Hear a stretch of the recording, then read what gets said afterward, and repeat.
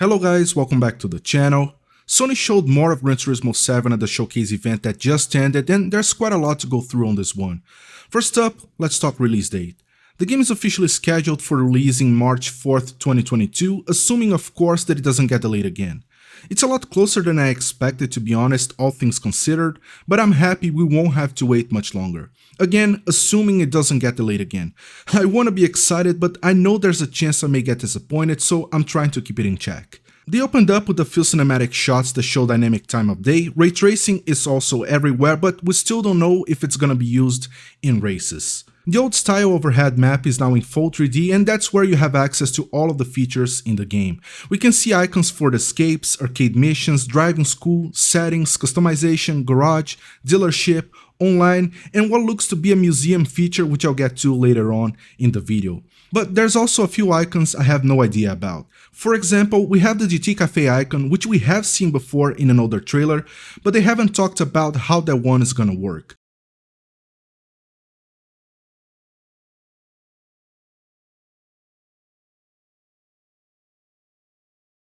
As for the other ones, I'm clueless about, but if we learn more about what they are, I'll do a separate video on it. Next we have the Livery editor, which got an updated UI that looks a bit more modern with overlays for some of the options for tweaking stuff. There's a direct input option that I don't recall seeing in GT Sport, and I have no idea what it does.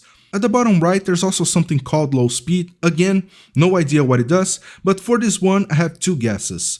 It could either have something to do with the time-lapse feature to showcase the livery creation process, or to control the speed of the camera when you want to rotate it around your car to show what you worked on.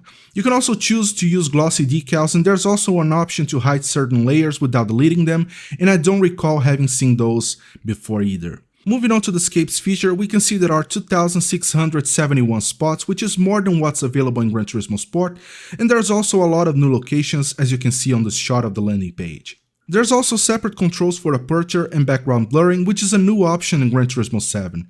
Usually you control how much you blur the background with the aperture setting, so I'm not sure what this background blurring does that's different from aperture.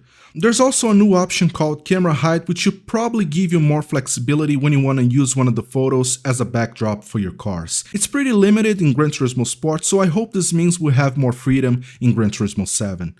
Going back to the museum icon we spotted on the overhead map, this seems to be a feature that's locked behind progression. Now, what you see under each car here might scare some people off when you consider that some of the prices shown here can be up to 5 times more expensive than the most expensive cars in Gran Turismo Sport, and considering how hard it is to make money in that game, I can understand the panic. However, I think the prices shown here are based off the Japanese yen, which makes everything look way more expensive than it actually is. If that's the case, then the 95 million you see on the first one would translate roughly to 9.5 million in-game credits in the Western version of the game. On this next bit of the video, we can also see the Broadbean Raceway, which is the full name of the BB racetrack that's on Gran Turismo Sport, and also the confirmation that High Speed Ring is back. Some of the other tracks from Gran Turismo Sport are also back in Gran Turismo 7, as you can see on this shot.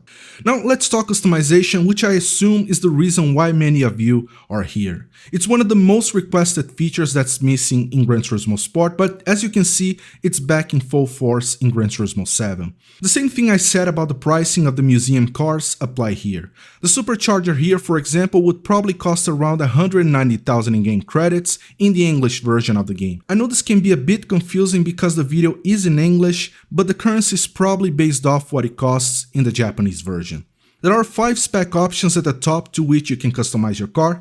Not sure if there's a hard limit to how much you can do with some of the lower end cars, but I don't think there is, at least not based on how the past games in the series work. Maintenance is also back, which means you'll probably have to pay in-game credits from time to time to keep your car in good condition and looking shiny. The upgrades aren't limited to performance though, as you can see them swapping out different wings on what looks like an R33. Rim sizes are also in Gran Turismo 7, and we can see there are a lot more visual customization options available in this shot with the yellow car. On this next part of the video, there's also a new icon to the left of your tires showing the number 100. Now this probably has to do with how wet the track is at any given point in a race, which might be the confirmation we were looking for that dynamic weather is in the game. And also we can see rain in Tsukuba for the first time. There's also a few new shots at Trial Mountain showing the Nissan GT-R GT500, which I'm sure is gonna bring a lot of memories to older people like me. And the classic racing version of the Toyota Supra is also confirmed.